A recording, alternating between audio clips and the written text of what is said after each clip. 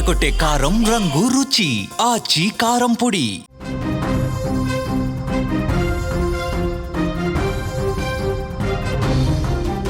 అర్ధరాత్రి జంట హత్యలు పల్నాడు జిల్లాలో కలకలం రేపాయి. చనిపోయిన ఇద్దరు టీడీపీ కార్యకర్తలుగా తెలుస్తోంది. దుర్గి మండలం అడిగొప్పలకు చెందిన అన్నదమ్ములు హనుమంతు శ్రీరామ్మూర్తులను గుర్తు తెలియని వ్యక్తులు వేట కొడవళ్లతో వెంటాడి చంపేశారు. తమ్ముడు హనుమంతును గ్రామంలోని బొడ్రై దగ్గర, అన్న శ్రీరామ్మూర్తిని నీలంపాటి అమ్మవారి గుడి వాటర్ ప్లాంట్ వద్ద దారుణంగా నరికేసి చంపారు. పక్కా పథకం ప్రకారం వీరిని చంపినట్టుగా తెలుస్తోంది. అన్నదమ్ముల హత్యకు కుటుంబ కలహాలతో పాటు వ్యక్తిగత విభేదాలు కారణమని పోలీసులు భావిస్తున్నారు. హత్యకు గురైన వారు, హత్య చేసిన వారు ఇద్దరూ ఒకే సామాజిక వర్గానికి చెందిన వారిగా ప్రాథమికంగా సమాచారం వస్తోంది. హత్య చేసింది ఎవరు అనే దానిపై దర్యాప్తు కూడా ప్రారంభించారు. ఈ జంట హత్యలపై పల్నాడు జిల్లా ఇన్ఛార్జి మంత్రి గొట్టిపాటి రవికుమార్ స్పందించారు. జిల్లా ఎస్పీతో ఆయన మాట్లాడారు. నిందితులు ఎంతటి వారైనా సరే వదిలిపెట్టొద్దని కూడా ఆయన ఆదేశించినటువంటి పరిస్థితుంది. ఈ తర ఘటనలు పునరావృతం కాకుండా పోలీసులు కఠినంగా వ్యవహరించాల్సినటువంటి అవసరం ఉందని చెప్పి చెప్తా ఉన్నారు.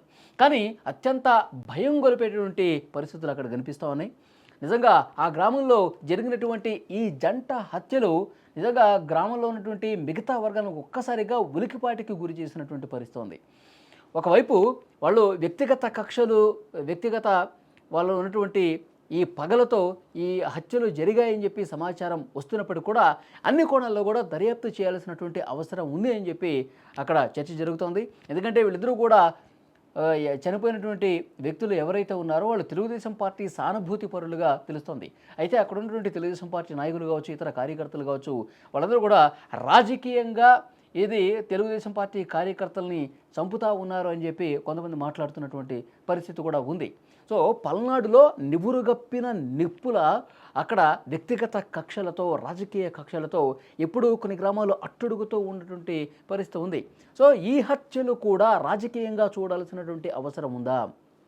ఎందుకంటే జంట హత్యల కేసులోనే పిన్నెల్లి రామకృష్ణారెడ్డి వైసీపీ సీనియర్ నాయకులు, మాజీ ఎమ్మెల్యే అరెస్ట్ అయ్యి ఆయన జైలుకి వెళ్ళినటువంటి పరిస్థితి ఉంది. సో డెఫినెట్గా అలాంటివి పల్నాడులో జరుగుతూ ఉంటాయి. పగలతో, కక్షలతో ఈ విధమైనటువంటి దుర్మార్గంగా చంపేసే ఘటనలు కూడా గతంలో జరిగినాయి కాబట్టి వాటితో ముడిపెట్టి చూసే పరిస్థితి కూడా ఉంది.